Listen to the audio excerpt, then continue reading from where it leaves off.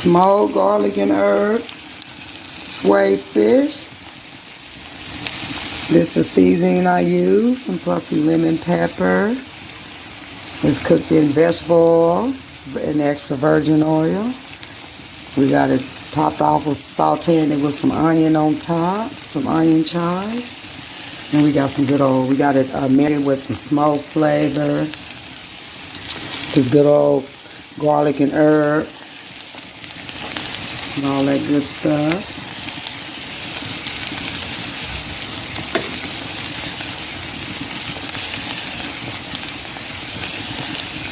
Good old grilled swai fish on top of the stove with smoked flavor. Garlic and herb flavoring in it. With onion chives. Sauteing it with onion chives.